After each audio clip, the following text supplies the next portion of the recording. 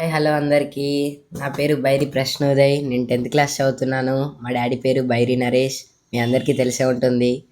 నేను మేమిద్దరం 10th class చదువుతున్నాము. బోర్డ్ ఎగ్జామ్స్ దగ్గరకు వస్తున్నాయి. మాతో 10th రాసే వాళ్ళందరికీ ఆల్ ద బెస్ట్. నా పేరు సిరివల్లి. ఇవాళే మాకు ప్రీ ఫైనల్స్ అయిపోయాయి. చాలా హ్యాపీగా ఉంది. కానీ బోర్డ్ ఎగ్జామ్స్ గురించి వర్రీ ఏం లేదు. నార్మల్ ఎగ్జామ్స్ లానే రాసేయాలి. టెన్షన్ ఏం తీసుకోవద్దు అసలే. ఇప్పటివరకు మీరు కూడా మాతో పాటు చాలా ఎగ్జామ్స్ రాస్తుంటారు. ప్రాక్టీస్ ఎగ్జామ్స్ అని, గ్రాండ్ టెస్ట్లని, ఇంకా ప్రీ ఫైనల్స్, చిన్న చిన్న ప్రీ ఫైనల్స్ అని చాలా రాసింటారు. మస్తు ప్రాక్టీస్ అయిపోయి ఉంటుంది. ఏం టెన్షన్ పడవద్దు. ఎగ్జామ్స్ అంటే వర్రీ అస్సలు కావద్దు. నార్మల్ ఎగ్జామ్స్ 9th 8th ఎట్లా రాసినామో 10th కూడా అంతే. 10th అనేది పెద్ద ఇది అన్నట్టు ఏం లేదు. కేవలం మార్క్స్ వేరే మన ఫ్యూచర్లో యూజ్ అవుతాయి అంటారు అంతే. 9th క్లాస్ నుంచి 10th క్లాస్ వచ్చే వాళ్ళకి కూడా all the best. Welcome to 10th. చాలా బాగుంటుంది 10th క్లాస్ కూడా. అందరికీ ఆ స్కూల్ మొత్తానికి పెద్దగా ఉంటారు. 10th క్లాస్ అంటే మా స్కూల్ వాళ్ళు ఒక్కరోజు కూడా ఆబ్సెంట్ కావద్దన్నారు. కానీ మా క్లాస్ రిజిస్టర్ ఓపెన్ చేస్తే ఎక్కువ ఆబ్సెంట్ ఎవరు అయ్యారంటే మేమిద్దరం ఉంటాము. ఎందుకంటే మేము హాలిడేస్లో స్కూల్ పెడతారు. కానీ స్కూల్ సబ్జెక్ట్స్ ఆల్రెడీ మాకు అన్నీ సిలబస్ అయిపోయినాయి. సిలబస్ అయిపోయాక మాకు నాలెడ్జ్ వచ్చింది. కొంచెం ప్రాక్టీస్ చేసుకుంటూ అయిపోద్ది. ఆ హాలిడేస్లో టూర్స్ వేసుకుంటూ, ఎంజాయ్ చేసుకుంటూ, టూర్స్ వేసి వచ్చాక మళ్ళీ చదువుకుంటూ, ఇటు ఎంజాయ్, ఇటు స్కూల్లో గేమ్స్, మళ్ళీ చదువు, 3 ఉన్నాయి. ఓన్లీ చదివే అంటే మొత్తం అల్లనే ఉంటాం మనం. బయట ప్రపంచం తెలియదు మనకి.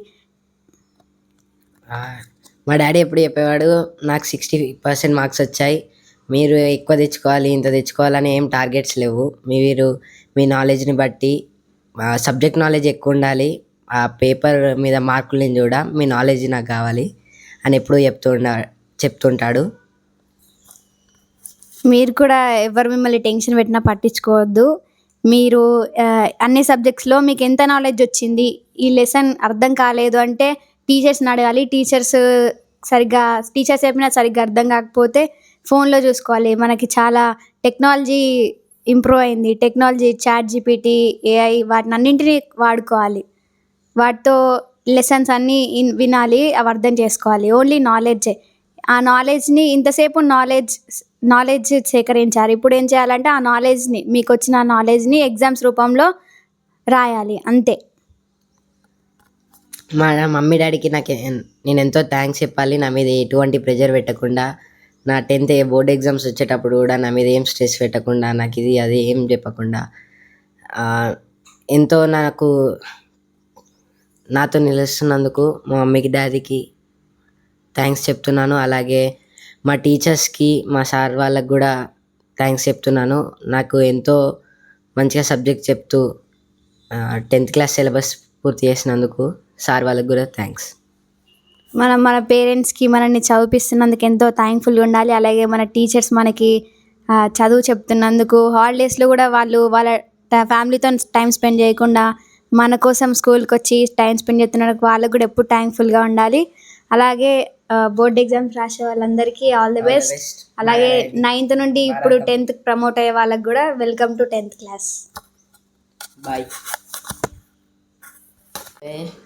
మా స్కూల్లో మా మెమోరీస్ ఏంటంటే 10th క్లాస్ అని మా కరెస్పాండెంట్ సార్ అసలు ఓన్లీ చదివే అని కాకుండా గేమ్స్ కూడా రోజు పెట్టేవాడు. ఇప్పుడు లాస్టింగ్ 1 month ఉందని గేమ్స్ ఆపేశాడు. మేమైతే రోజు గేమ్స్ ఆడుతూ ఎంజాయ్ చేసాం.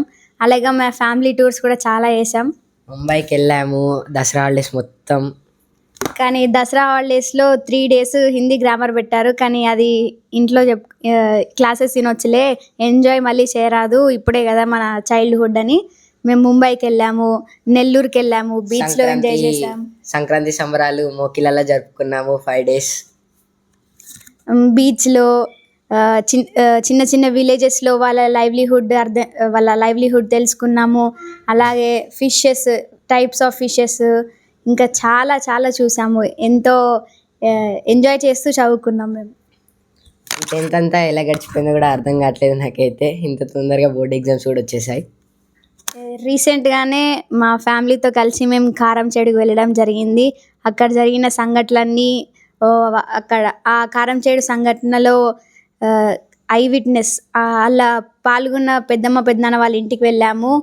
ఆ, పెద్దమ్మతోని స్టోరీ కూడా చెప్పించుకున్నాము. పెద్దమ్మ ఎలా ఆ, ఆ కారం చేడు పోరాటంలో పాల్గొన్నది, ఎవరెవరికి ఎలా దెబ్బలు తాకాయని, ఎవరెవరు ఎంతమంది చనిపోయారని మొత్తం కళ్ళకు కట్టినట్టుగా చూపించింది. అవి మా ఫ్రెండ్స్కి చెప్తే వాళ్ళు కూడా చాలా ఫీల్ అయ్యారు. స్పోర్ట్స్ మీట్లో కూడా చాలా ఎంజాయ్ చేసాం. 5 days మా స్కూల్లో కండక్ట్ చేసింది. నేను చాలా కప్స్ కూడా గెలుచుకున్నాను. ఇంకా మధ్య మధ్యలో 1 day 2 days గ్యాప్ వచ్చినా కూడా ఇక్కడనే లోకల్లో ట్రిప్స్ వేసాము మేము ఫ్యామిలీతోని. నేను బుక్ ఫేర్కి కూడా వెళ్ళాను. మా మమ్మీ వాళ్ళు వేరే కాడికి వెళ్తున్నా కూడా నేను బుక్ ఫేర్కి వెళ్తా అని చెప్పి బుక్ ఫేర్కి వెళ్ళి చాలా పెద్ద జర్నీ చేసి మళ్ళీ వాళ్ళ దగ్గరికి వెళ్ళాను. అలాగే కారం చేడుకి వెళ్ళినప్పుడు జోడేఘాట్ అమరవీరుల సమాధుల్ని చూడడం జరిగింది. చీరాల బీచ్ కూడా వెళ్ళడం జరిగింది. అక్కడ కూడా చాలా బాగా ఎంజాయ్ చేసాము. చీరాల బీచ్లో ఫిషెస్ పట్టుకునే వాళ్ళ గురించి, ఫిషెస్ గురించి కొంత సమాచారం సేకరించాము. అలాగే ఫిష్ కూడా తెచ్చుకున్నాము. ఫస్ట్ టైం ఫిష్ని ట్రై చేసాం, చాలా బాగుంది టేస్ట్. నెల్లూరు కూడా వెళ్ళాము. నెల్లూరు అంతా తిరిగాము. నెల్లూరు బీచ్ కూడా వెళ్ళాము. అక్కడ కూడా చాలా బాగా ఎంజాయ్ చేసాము. ఇలా మా 10th మొత్తానికైతే 3 states మేము ఈ 10th కవర్ చేసాము. సో అందరికీ బై బై. మాకు స్కూల్ టైం అవుతుంది.